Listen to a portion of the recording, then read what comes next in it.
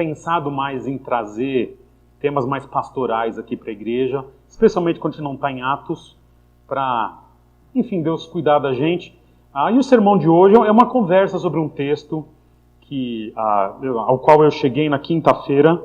Então, diferentemente de outras semanas, eu não consegui antes escolher um texto. Na verdade, tinha escolhido, mas já tinha pregado. Enfim, e aí descobri que eu tinha pregado na quinta. Essa é a realidade, né? E aí, enfim, pensando no que a gente poderia conversar, eu quero lidar hoje com a história de um filho não planejado. Acho que toda família, né? Família estendida tem a história de um filho não planejado. Talvez você seja esse filho não planejado, né?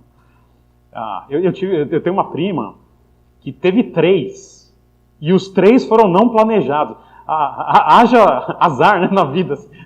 Ups, né, tô grávida, ups, tô grávida. 3 vezes filhos não planejados. Mas todos os filhos, né, não planejados talvez seja demais, mas é a história de uma mulher, uma mãe que é improvável nas Escrituras, ok? Então, vocês estão vendo aí a cidade que vai acontecer isso, a cidade de Sunem, e a história que nós vamos ver de uma mulher que ficou conhecida na Escritura como a mulher sunamita, e porque ela vem de Sunem.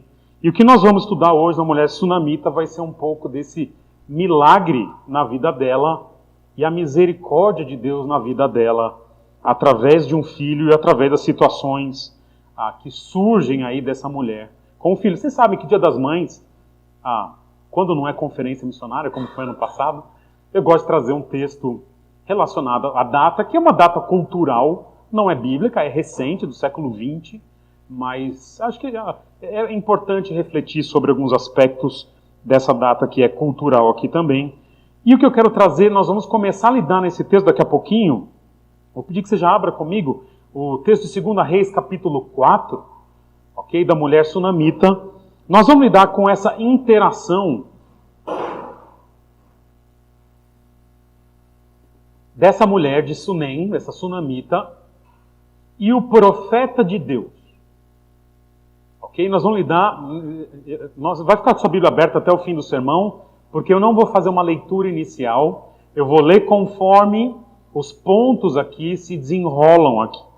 E é uma mulher, nós vamos ver na história daqui a pouquinho, que ela se torna mãe de forma inesperada. E ao se tornar mãe, ela está consciente de alguns dilemas da maternidade, que a gente vai trabalhar daqui a pouquinho. Então, há de ser então um tempo bem tranquilo. Se você tiver pergunta, você pode me interromper, mas é a história da mulher sunamita. Só para vocês saberem, uma mulher Sunem, uma cidade que ficava ao norte, ali da região de Samaria, que depois se tornou Samaria, próximo ali hoje onde seria, na época do Novo Testamento, onde seria Galileia, mas era uma cidade da tribo de Issacar, uma tribo do norte, e embora então ela seja da tribo do norte, é uma mulher que vai interagir com um dos profetas de Deus, que eu vou lhe dar já, que é o profeta Eliseu, ok? O profeta Eliseu, ele é um profeta que profetiza numa época das piores da história de Israel. Estamos falando por volta do ano 850 a.C., temos as 10 tribos do norte ali funcionando, e o que acontece é que o reino de Israel, o reino do norte, se perverteu completamente. A ponto de Acabe, que era rei nesse período, um período anterior, também junto com o profeta Elias, Acabe instituiu oficialmente o culto a Baal, Deus pagão, ok? No povo de Deus, em Israel. E há pouquíssimos adoradores do Deus verdadeiro. Quando Elias tem aquele episódio dos profetas e ele foge, fica todo deprimido, ele acha que está sozinho, a ponto de são tão poucos que ele pensa que está sozinho. Deus fala, não está sozinho, tem 7.000, mas pensa comigo. 7.000 num país inteiro é menos crente do que tem Atibaia. Atibaia tem mais que 7.000. Ele deve ter 30% de crentes em Atibaia, algo assim. Então, falando de 40.000 crentes em Atibaia. Em Israel inteiro tem 7.000. Então, a nação está perdida, a nação está corrompida, E nesse caos espiritual, Deus levanta seus dois maiores profetas, pelo menos em termos de poder e de palavra. Elias e Eliseu são dois dos grandes. Elias, um pouco acima. Elias é tão grande que ele aparece no Novo Testamento. Então é alguém realmente... E quando Elias sobe ao céu, ele é sucedido por Eliseu, que é esse profeta da passagem que a gente vai ler hoje. E Eliseu, ele pede que tenha a porção dobrada, que alguns interpretam como: eu quero repetir o que Elias fez. Outros dizem: eu quero repetir 2 vezes mais, né? Enfim, nós não temos certeza absoluta do que essa expressão quer dizer, mas seja como for, o que Elias faz, Eliseu faz também. No mínimo a gente sabe disso. E vai ter um episódio em 1 Reis 17, em que Elias ressuscita o filho de uma viúva, a chamada viúva de Serepta, num texto que inclusive é citado por Jesus no Novo Testamento. E, tendo ressuscitado o morto, depois Elias sobe ao céu. Eliseu agora, se ele vai ter a porção dobrada, ele vai ter também o episódio dele de ressurreição. Inclusive, o que nós vamos lidar daqui a pouquinho é o que Eliseu faz, Elias tinha feito naquele primeiro episódio de ressurreição. Então, observa comigo, no pior momento da história de Israel, no norte, da maior decadência espiritual, Deus levanta seus maiores profetas. E talvez esse texto de hoje ele exista justamente para mostrar que, embora o povo se perde muitas vezes, a nação se perca muitas vezes, sempre existe um remanescente fiel. E o que nós vamos ver hoje é que, além do profeta, essa mulher que nós vamos lidar hoje, essa mãe improvável, onde acontece milagre e misericórdia, é uma das legítimas representantes do remanescente fiel do povo de Deus. Então vamos conversar como essa mulher lida com Deus, e a nossa conversa vai ser assim: ela faz uma ação e Deus tem uma reação. Ok? Vai ser assim. Então eu vou lhe dar a ação da mulher, a reação de Deus. Mas você vai falar, quando você está com o seu texto aberto, você vai ver um problema aí. Só o texto errado. Está aberto, né? 2 Reis 4, está aberto? 2 Reis 4 está aberto? Você fala, mas Deus não aparece. É verdade.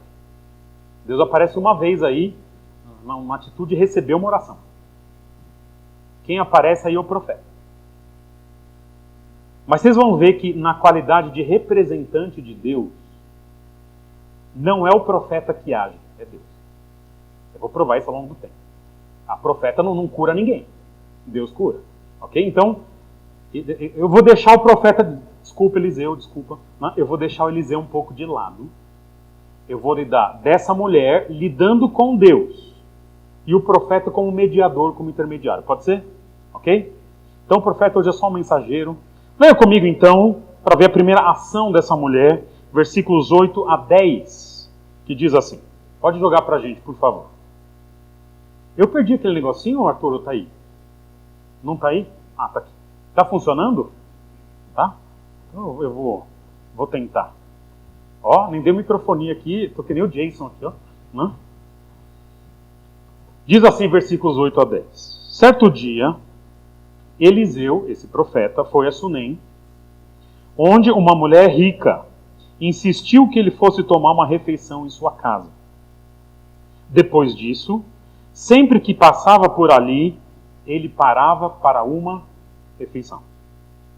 De modo que ela disse ao marido, amor, não está escrito. Sei que esse homem que sempre vem aqui é um santo homem de Deus.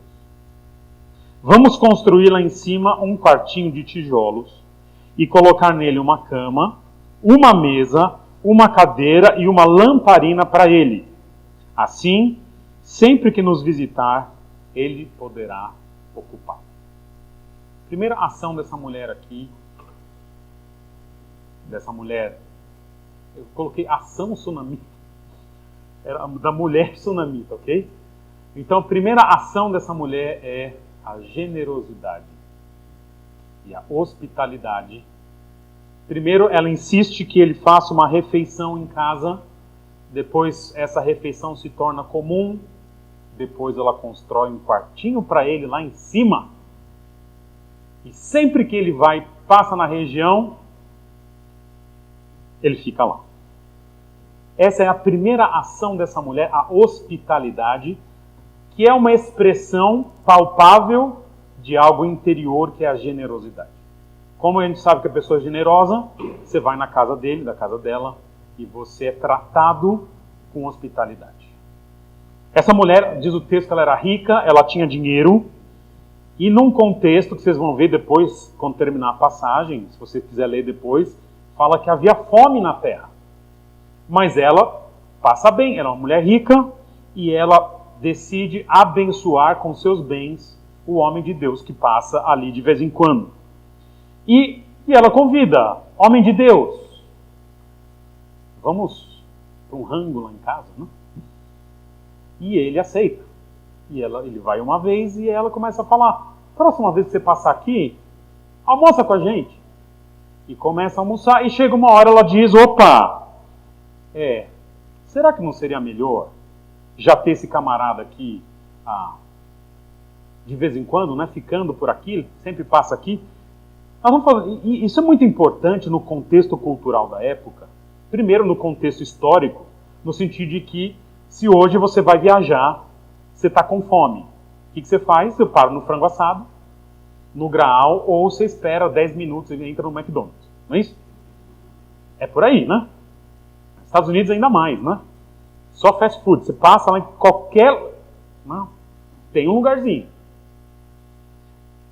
Eu estou indo para um lugar longe, no meio do caminho vou parar numa cidadezinha, numa pousada. Mas nessa época não tem McDonald's, glória a Deus, não tem frango assado, não tem Graal, não tem pousada. E ela percebe essa necessidade, então ter um lugarzinho para fazer uma refeição, para lavar a mão, para lavar o rosto, num contexto de muita seca, é muito especial. E no versículo 9, ela entrega a motivação.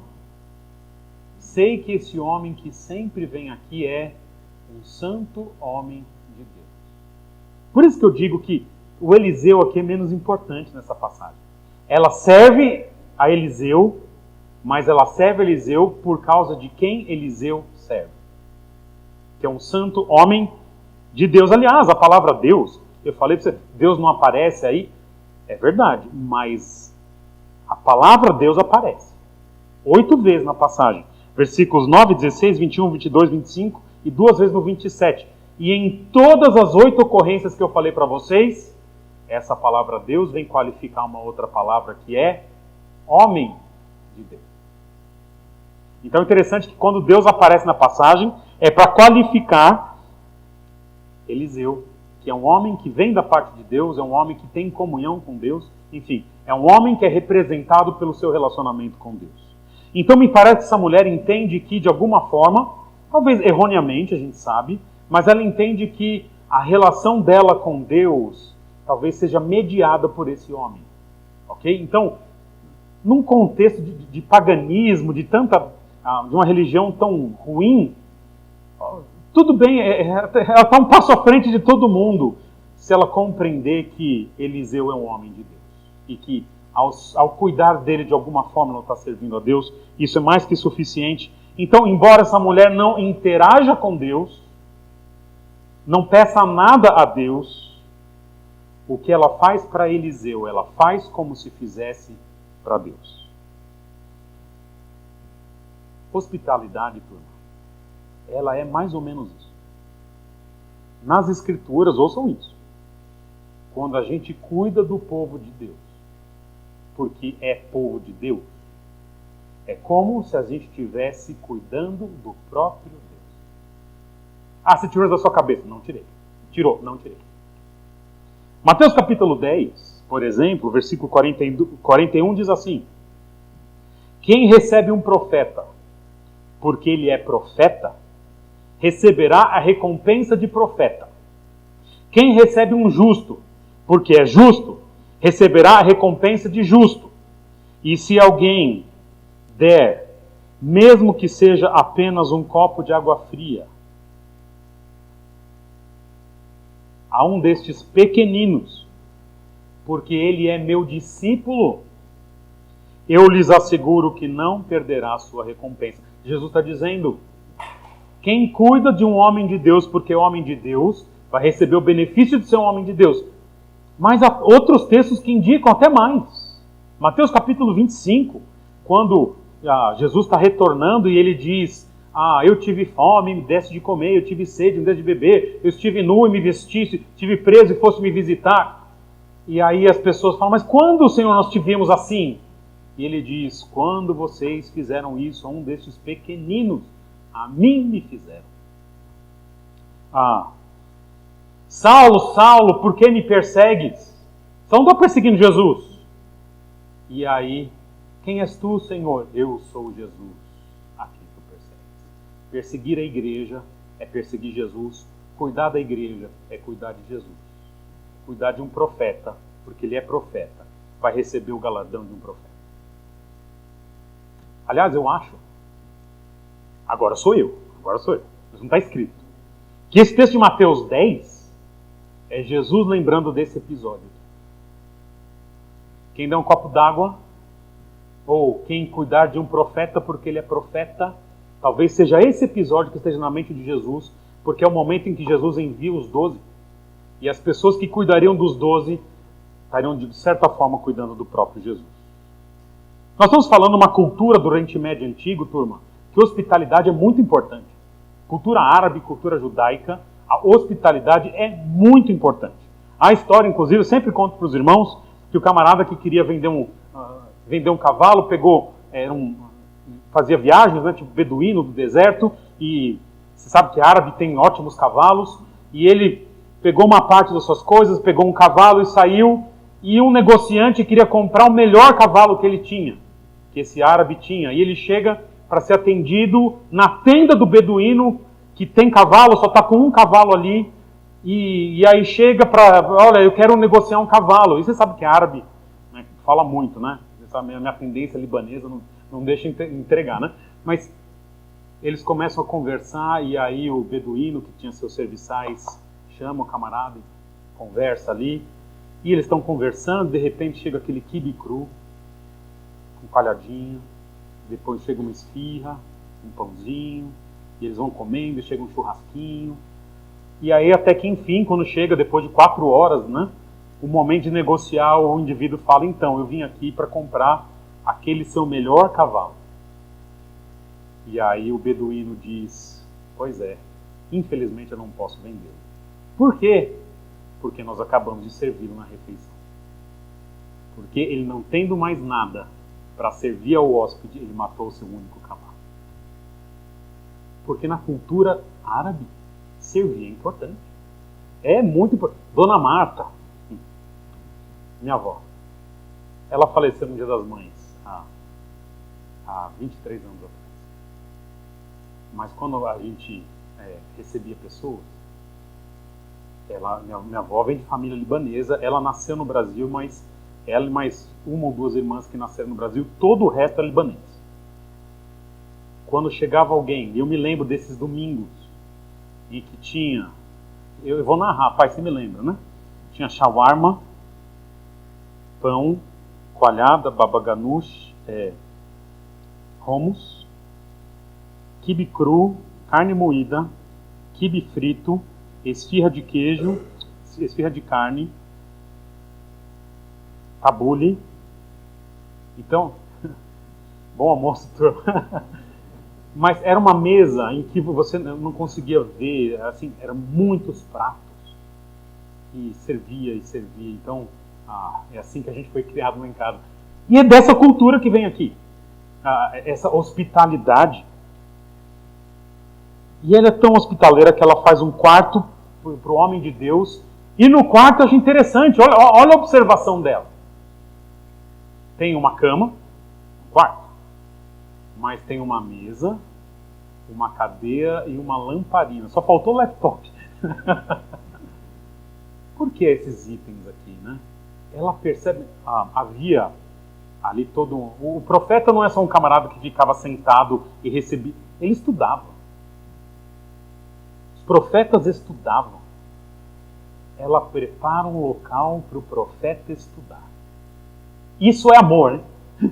Tem um lugar para um homem de Deus estudar. Isso é, ela percebe, ela olha os detalhes, ela é caprichosa, deve ter escolhido a mobília.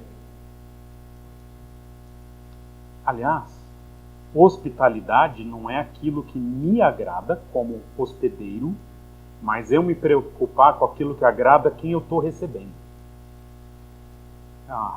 É comum quando vai receber alguém, se a gente quer ser hospitaleiro, perguntar: alguém tem alguma restrição alimentar? Alguém eu costumo falar: eu não tenho nenhuma. Né?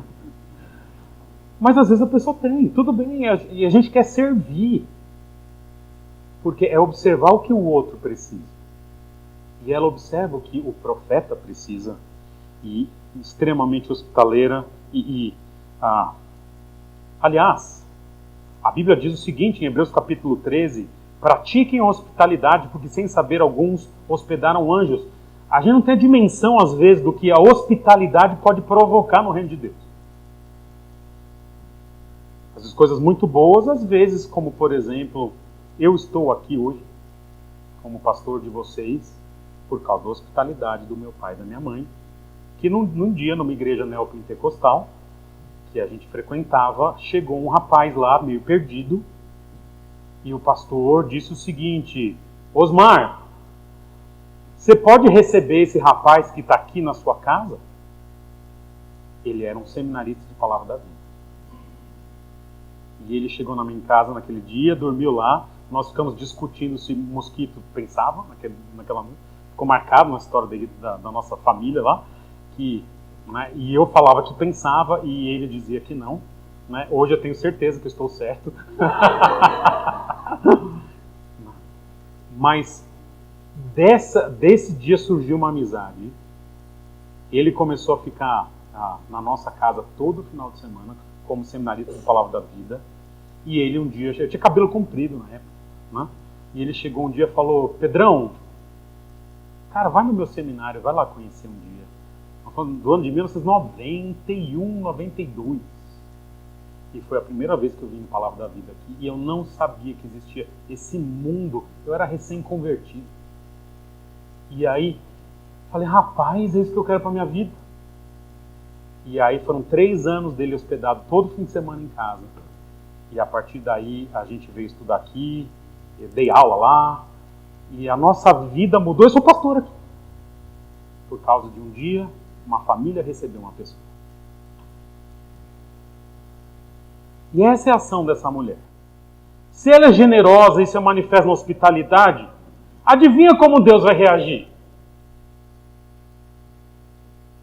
Um dia, quando Eliseu chegou, subiu ao seu quarto e deitou-se. Olha, já tem a chave, né? Já chega lá.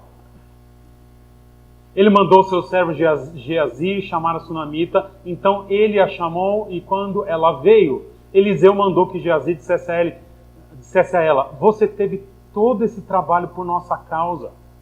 O que podemos fazer por você? Quer que eu interceda por você junto ao rei? Ou o comandante do exército? É o profeta de Deus. E ela respondeu: estou bem entre minha própria gente. Está tudo bem, não precisa de nada. Mais tarde, Eliseu perguntou a Geazi: o que se pode fazer por ela? Ele está querendo retribuir. Ele respondeu: bem, ela não tem filhos e o seu marido é idoso. Então, Eliseu mandou chamá-la de novo. Geazi a chamou e ela veio até a porta e ele disse: por volta desta época, no ano que vem, você estará com um filho nos braços. A mulher é generosa, é hospitaleira, em retribuição. Deus, através do seu profeta, adivinha, generoso. É assim, Deus, ele opera assim muitas vezes. Não como uma recompensa direta, mas como Deus é naturalmente generoso. E a sua generosidade está disponível agora para essa mulher. E é interessante que essa é a segunda história do Antigo Testamento em que uma pessoa exerce hospitalidade e um ano depois sai com um filho. Cuidado se for receber alguém em casa hoje. Primeiro foi Abraão, quando vem os anjos, 2 anjos normais e um anjo do Senhor. Abraão serve mais uma vez comida árabe, cordeiro com coalhada, churrasquinho de cordeiro, é bom. E é prometido um filho, Saraí, e aí o nome do menino sai Isaac, que ele gargalhou, ok? E nasce Isaac um ano depois. E temos esse episódio em que essa mulher honra o profeta de Deus, honra a Deus cuidando do seu profeta. E um ano depois, chega a bênção de ter um filho nos braços. Turma, em todo o Antigo Testamento, uma das maiores bênçãos que um casal poderia ter era ter filhos. Um dos sinais da bênção de Deus na antiguidade para um casal era se ele tinha filhos. Na antiguidade, como que as pessoas sabiam que Deus era favorável a alguém? Olhava o tamanho do carro, se cabia muita criança. É interessante como esse tipo de bênção hoje muitas vezes é desprezado na nossa cultura. Aliás, tem um monte de casal dizendo assim, nós não queremos filhos. Nós estamos bem. Que dá trabalho, né? Faz manha, dá chilique no mercado, né? E aí substitui por pet, que também dá trabalho, que também faz manha e dá chilique no mercado. E faz coisas piores no mercado.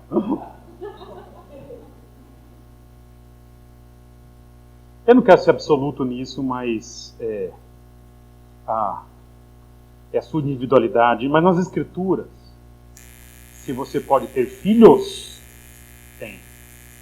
Ontem eu estava brincando com os adolescentes, só antes de começar, falando, vocês querem ter filhos?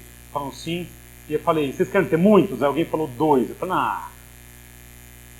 E aí me perguntaram, mas você só tem 2? Eu falei, não, muda de assunto, falando de vocês. Tenham mais, se vocês puderem, tenham mais. Né? Não precisa exagerar também, povoar a terra sozinho, mas né, nós descobrimos que a mulher que teve mais filhos no mundo, ela teve 69, sendo 4 quadrigêmeos. Só de quadrigêmeos de 16, 21, né? São 7 de trigêmeos e um monte de gêmeos.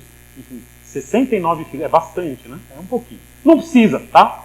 Ir pro Guinness. Mas filho é bênção. Filho na Escritura são 3 coisas. Bênção, bênção e bênção. Essa é a realidade. Os filhos são herança do Senhor, uma recompensa que ele dá, Salmo 127, 3. Abraão é chamado pai de muitas nações, porque ele teve um filho, depois teve outros. Jó, quando ele é abençoado novamente, ele tem filhos. Sara, Rebeca, Raquel, Ana, são mulheres estéreis que clamaram pelo favor de Deus e experimentaram o poder sobrenatural dele, na sua bênção, recebendo filhos.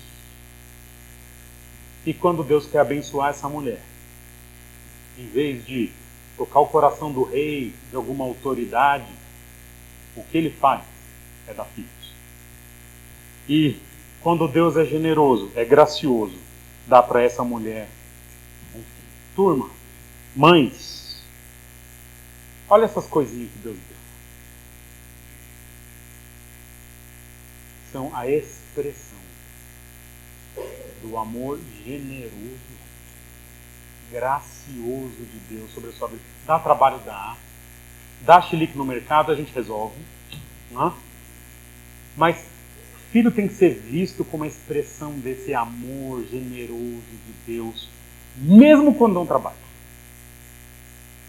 E essa é a segunda atitude aqui, nós vemos a atitude da mulher ela é generosa, hospitaleira, e Deus ele é generoso e hospitaleiro. Fica tranquilo que os outros pontos são mais rápidos, tá bom? O texto segue e vem uma próxima ação, uma segunda atitude dessa mulher, dos versículos 13, 16 e 17, que diz assim: Eliseu mandou que Geazi dissesse a ela: você teve todo este trabalho por nossa causa, o que podemos fazer por você?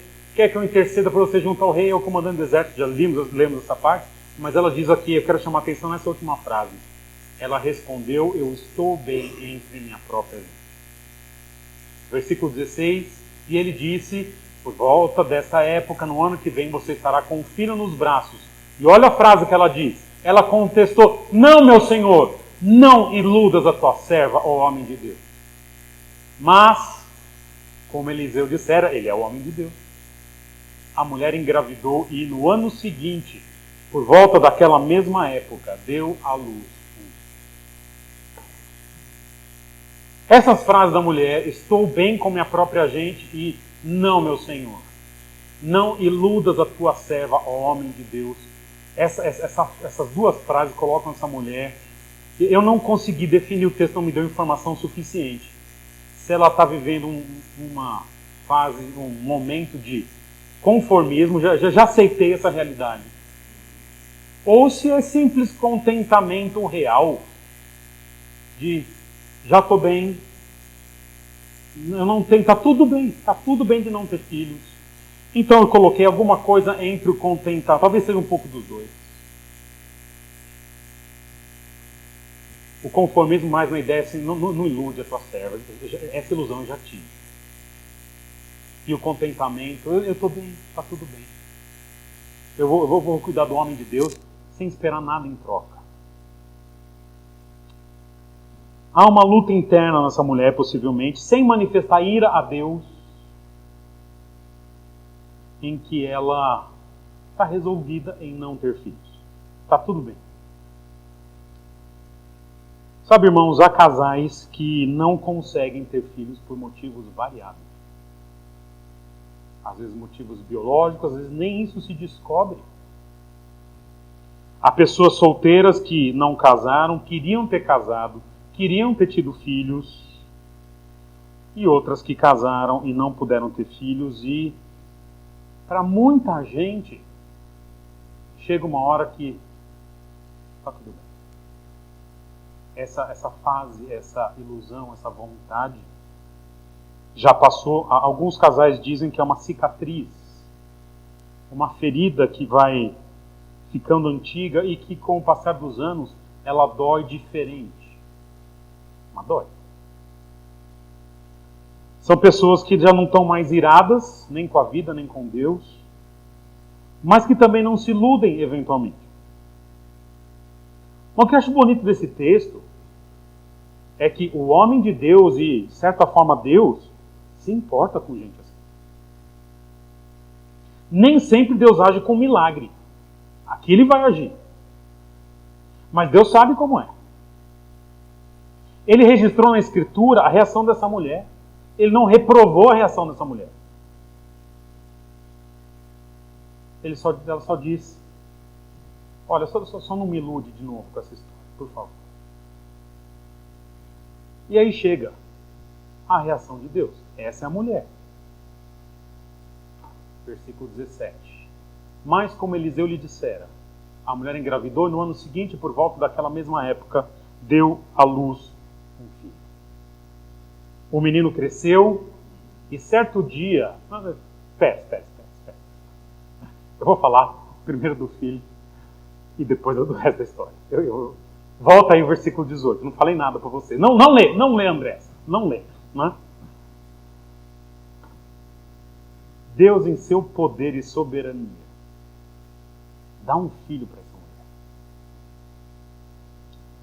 Às vezes Deus faz isso com esses casais pelos meios naturais, às vezes pelos meios sobrenaturais, ou às vezes Deus não dá o filho. Deus continua Deus em qualquer uma dessas hipóteses. Ele continua soberano quando nasce o filho, ele continua soberano quando não nasce o filho, porque nós temos que lidar com a reação de Deus aqui, que é a reação da sua soberania e poder. Ele tem poder para dar filhos. Ele é soberano sobre as coisas. Mas a soberania de Deus tem um segundo lado que eu quero ler para vocês. Versículo 18 agora. O menino cresceu, olha que legal. E certo dia foi encontrar seu pai que estava com o ceifeiro. De repente, ele começou a chamar o pai gritando: ai minha cabeça, ai minha cabeça! Então o pai disse a um servo: leve-o para a mãe dele. O servo o pegou e o levou à mãe. O menino ficou no colo dela até o meio-dia, quando morreu. O mesmo Deus soberano que dá filho, que agracia uma família com a bênção de ter um filho, de gerar filhos na velhice, é o Deus que soberanamente pega essa mesma criança e leva embora no tempo dele. O menino está lá, foi para a roça com o pai, tem uma forte dor de cabeça, é levado para a mãe de volta e depois de uma manhã toda, na hora do almoço, o menino morre, provavelmente nos braços da mãe.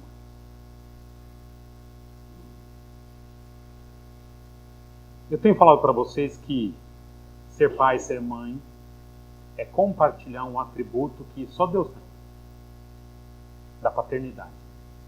Ele não precisava, mas ele decidiu comunicar, compartilhar o atributo da paternidade conosco.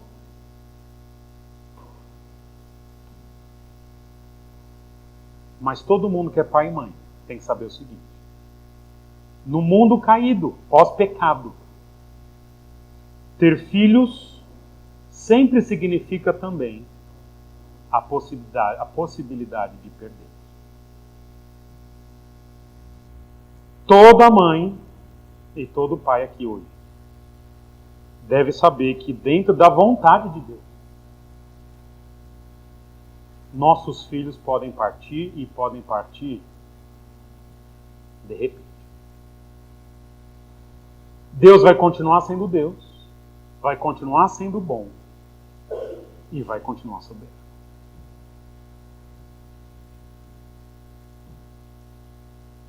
Essa é a ação da mulher. Ela está feliz em não ter filhos, está tranquila com isso. Feliz não, mas está tranquila. Deus intervém com poder e soberania de um jeito, ela deve ter ficado muito feliz. Mas intervém com poder e soberania tirando o filho. E aí chega a última reação dessa mulher no texto aqui. Eu vou ler para vocês. Já são mais versículos aqui. Diz assim: ela então, subiu ao quarto do homem de Deus, deitou o menino na cama, saiu e fechou a porta. Então você imagina essa moça com a criança morta, agora sobe ali no aposento de Eliseu e deixa a criança lá. Ela chamou o marido e disse: preciso de um servo e uma jumenta para ir falar com o homem de Deus. Vou e volto depressa. E ele perguntou, você vê que não está sabendo de nada, né? Porque hoje não é lua nova nem sábado, não é dia de adoração, nada. E ela respondeu: não se preocupe. Ela mandou selar a jumenta e disse ao servo: vamos rápido, só pare quando eu mandar. Assim, ela partiu para encontrar-se com o homem de Deus no Monte Carmelo. Quando ele a viu à distância, disse ao seu servo Geazi: olhe, é a sunamita. Corra ao encontro dela e lhe pergunte: está tudo bem com você? Tudo bem com seu marido e com seu filho? Ele é esperto, hein? Deixa eu entender. E ela respondeu a Geazi: está tudo bem. Ela não entrega. Ao encontrar o homem de Deus no monte, olha a cena, observa essa cena aqui. Ela se abraçou aos seus pés. Geazi veio para afastá-la. Mas olha como esse homem de Deus, como Eliseu representa o amor de Deus. Mas o homem de Deus lhe disse: deixa em paz. Ela está muito angustiada, mas o Senhor nada me revelou e escondeu de mim a razão da sua angústia. Eu sou só um homem, eu não sei o que está acontecendo. E disse a mulher, ela está dizendo agora: acaso eu te pedi um filho, meu Senhor? Não te disse para não me dar falsas esperanças?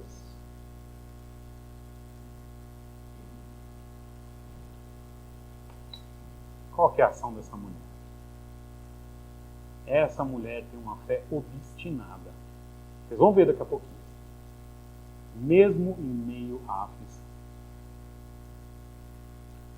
Quero lembrar o versículo 16 em que ela tinha dito: não, meu Senhor, não iludas a tua serva, ó homem de Deus.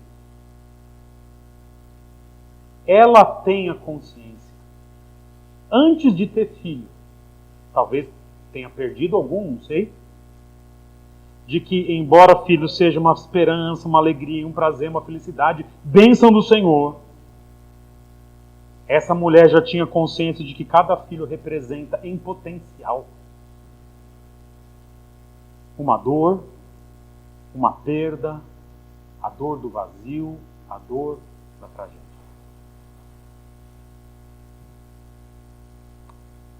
Quando a gente decidiu ter filhos, Deus nos abençoou com esses dois. Tendo passado por experiências difíceis antes da Ana nascer, uma coisa que sempre me ajudou a pensar é que eu não devo olhar para o potencial dos filhos de vida, mas pelo que de fato aconteceu. Então, cada dia passado é bênção.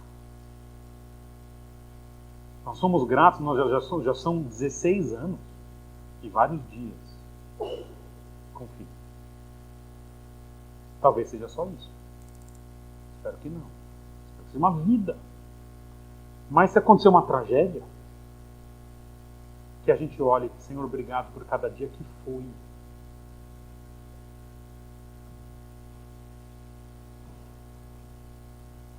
Os dias são maus, diagnósticos inesperados acontecem, pessoas queridas se vão sem explicação,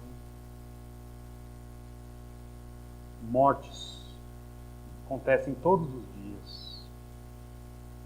E a aflição dessa mulher é: eu não pedi isso. Eu estava em paz. E ela demonstra que nas suas aflições ela sabe quem procurar. Ela não está preocupada com o servo. Ela quer procurar o homem de Deus. E algumas questões aqui. Versículo 22 diz assim: ela vou e volto depressa. Digam passos de fé internos aqui. Não se preocupe, ela diz. Versículo 23. Mas ao mesmo tempo ela fala: vamos rápido. Quando ela encontra o servo, no versículo 26, ela fala: está tudo bem. Então, ela está lutando em fé. Mas quando ela chega perto do homem de Deus, ela desaba e fala: eu não te pedi isso. E mais, essa mulher não vai soltar de Eliseu até ele voltar com ela. É interessante, esse texto é demais, né? Porque ela, nessa fé que é real, mas é imatura, de achar que o homem de Deus tem que estar no lugar para resolver, mas é real.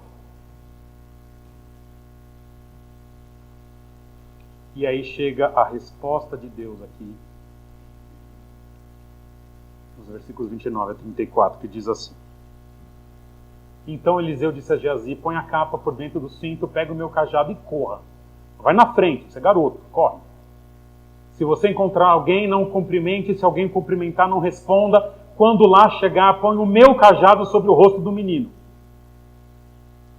E a mãe percebe: e o Eliseu não vai. Mas a mãe do menino disse, a única vez que ela cita o nome Senhor aqui nessa passagem é agora. Mas a mãe do menino disse: juro pelo nome do Senhor e por tua vida que, se ficares, eu não irei. Eu vou estar do seu lado. Você vai ficar aqui, eu vou ficar do seu lado. Então ele foi com ela. Geazi chegou primeiro e pôs o cajado sobre o rosto do menino, mas ele, o menino, não falou nem reagiu. Então Geazi voltou para encontrar-se com Eliseu, provavelmente se encontra no caminho. Ele disse: o menino não voltou. Quando Eliseu chegou a casa, para deixar bem claro que não é um desmaio, diz o texto, lá estava o menino, morto, estendido na cama.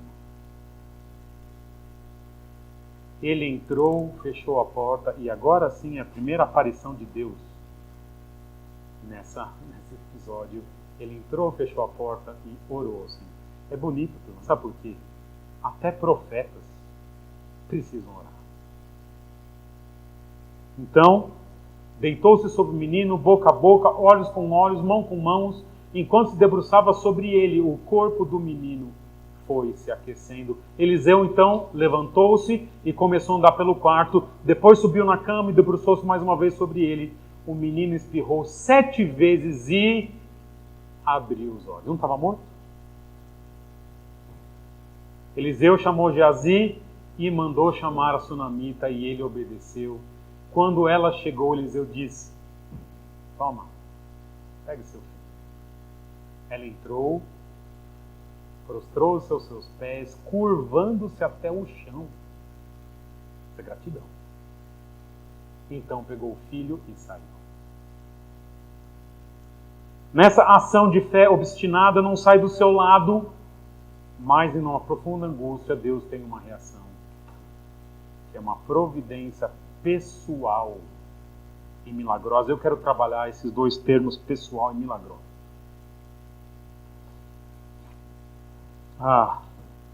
Tem toda essa história que vai, não vai e tudo mais. E é interessante como que Deus usa a providência pessoal. O profeta tenta fazer com que seu servo vá no seu lugar. Interessante, a mulher nunca se relacionou na amizade ou na proximidade com o servo de Eliseu. Sempre diretamente. Agora, quando ela precisa de ajuda, não é o servo. O profeta sabe que Deus está em todo lugar. Ele é profeta. Mas muitas vezes, ouçam isso, por que Deus usa providência pessoal? Deus prefere usar pessoas para cuidarem de nós.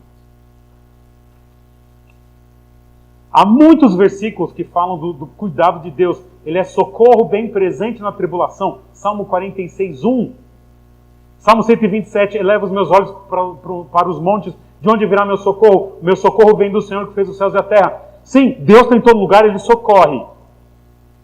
Só que quando Jesus vai para Getsemane, Ele não vai sozinho. Ele leva 3 amigos. Embora Ele vá lidar com o Pai, Ele ainda assim vai com 3 amigos. Tanto é que uma das coisas mais difíceis e duras da cruz é a percepção de que todos o tinham abandonado, ainda que algumas pessoas ficaram ali. O apóstolo Paulo, na segunda carta a Timóteo, menciona a sua solidão. Todos me abandonaram, só Lucas está comigo. Deus é consolador, Ele é socorro bem presente na tribulação, mas Deus usa pessoas que às vezes serão os braços, as mãos e a voz de Deus no momento da angústia. Uma mãe que perde seu filho, mesmo sabendo que Deus pode operar um milagre, ela é mais consolada quando ela tem ao lado dela o profeta de Deus. Mas olha que interessante, não é só uma providência através de pessoas. Há uma provisão direta de Deus através de um milagre.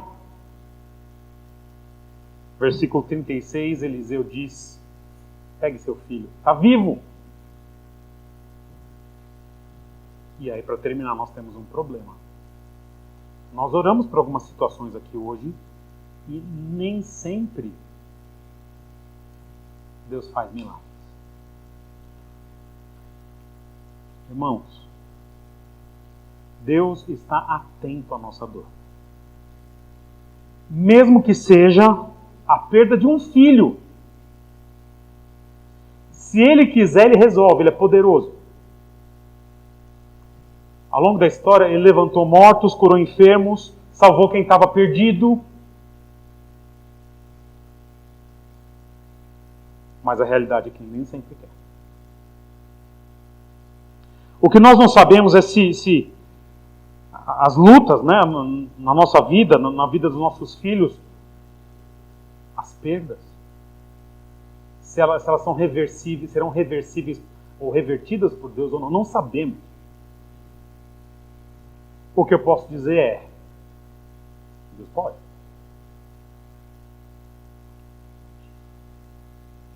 Às vezes a providência é pessoal e milagrosa.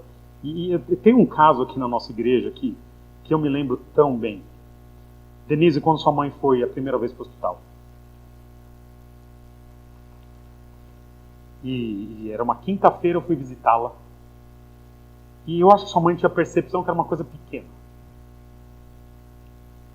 E no caminho, indo para Campinas, né, ela ficou naquele hospital que tinha um jardim no meio, que teve até aquela música que você...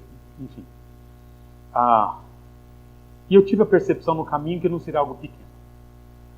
Eu acho que vai ser algo grande. Olha, eu vou preparar a Helena para o pior. Eu sempre faço isso, tá? Eu sou meio dramático, né? Mas eu nunca chego para alguém que está doente, né, e falo assim, olha, vai ficar tudo bem. Eu não sei. Você sabe se vai ficar tudo bem? Eu não sei. Então eu prefiro não errar. Eu falo, olha, tudo indica que vai ficar bem, mas se prepara para uma longa luta. E eu usei justamente essa expressão para a dona Helena. Eu falei, Helena, não, porque daqui a pouquinho não sei. Helena, lemos um salmo, eu falei, se prepara para uma longa luta. Aí ela fez a cirurgia, na sexta-feira começou a vir os resultados. Ela tinha algo espalhado, se não me engano. Enfim, e na sexta-feira tinha reunião de oração na igreja. Quem está aqui hoje e participou desse processo vai lembrar. Então, as informações que chegaram é que a Helena não iria sobreviver. Porque a coisa era muito grave. E chegamos, era o dia da sopa, oração com sopa na igreja. Então eu acho que as sopas da igreja foram regadas às lágrimas. Né? A Helena muito querida, trabalhou com as senhoras, o coralzinho das senhoras e tal. E chegamos a um chororô na igreja. A reunião de oração, né, turma? E aí nós falamos, quer saber? Nós só temos um recurso. Nós vamos orar. Nós oramos. A Helena ficou 28 dias na UTI. E foi isso mesmo? Perdeu a pontinha dos dedos. Mas Deus deu para ela mais 1 ano e meio, 2 anos, foi isso? Mais ou menos. E aí depois, ela inclusive teve a chance, vocês lembram? Da gente fazer o culto do aniversário dela na casa de vocês, lembra? Acho que foi um dos cultos mais bonitos que eu vi na minha vida. Deus ouviu, ainda que por 2 anos, a oração de uma igreja. E eles tiveram a oportunidade de ter um tempinho a mais com a avó, né? E a igreja de experimentar como Deus ouve. Eu quero fazer apenas 2 aplicações aqui para a gente encerrar. Hoje é Dia das Mães. Que abarca aí uma parcela das mulheres da igreja hoje. No futuro mais mulheres, se Deus quiser. Estamos falando de criança no departamento, turma. Né? Então não economizem, ok? Nós, como pais e mães, queremos servir a Deus independente dos benefícios. Talvez com generosidade, com hospitalidade. Queremos manifestar contentamento e aceitar a vontade de Deus, e tem a ação 2 da mulher aqui.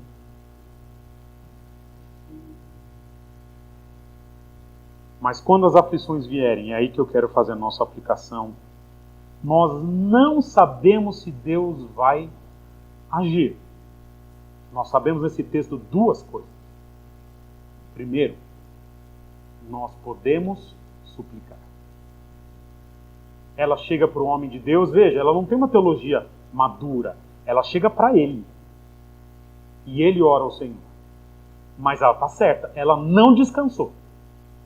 Pai, mãe, não descansa. É o nosso papel.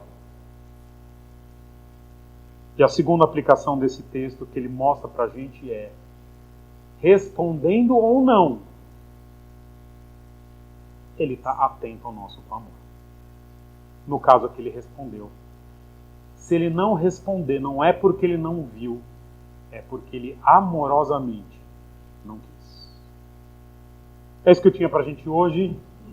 E curta hoje o Dia das Mães, se você estiver com seus filhos. Beija, lambe, abraça, né? Não deixa, sabe? É dia de, né? Então, não precisa nem falar muito, né? Não precisa falar muito para abraçar, beijar, né? Só um adendo aqui, né? Esse texto mostra porque o Dia das Mães é mais comemorado que o dos pais, né? O pai nem aparece, né? Ele está morto ali. Você não, hoje não é sábado. Não, tá tudo bem. Só um adendo aqui, né? Enfim, mas não é para ser assim, então. Quero orar por nós aqui, tá bom? Orar, agradecendo a Deus pelo que Ele já deu. E se Ele não deu, tá tudo bem, Ele pode dar se Ele quiser. Ok? Senhor, muito obrigado por esse texto que a gente pôde conversar aqui hoje, que demonstra como o Senhor é tão bom, generoso, poderoso, soberano, e mais, o Senhor está atento às nossas aflições. Eu te peço pelas mães aqui presentes, que cada uma delas entregue seus filhos na mão do Senhor, suplicando pela vida deles, pela saúde, pela vida espiritual, pela transformação. E o meu pedido é que o Senhor demonstre a essas mães que o Senhor está atento à oração delas. Te peço ainda pelas mulheres que ainda não são mães, que gostariam de ser, que o Senhor abençoe a vida delas, que elas tenham filhos, como expressão da tua bênção, mas que caso o Senhor soberanamente não queira, pelo menos agora, que elas também encontrem satisfação no Senhor e de alguma forma também percebam o teu amor e o teu cuidado, mesmo nesse tipo de circunstância. Obrigado pela minha mãe e pela mãe de cada um que está aqui também. Em nome de Jesus eu oro. Amém. É isso, turma. Deixa eu só pegar 5 minutos.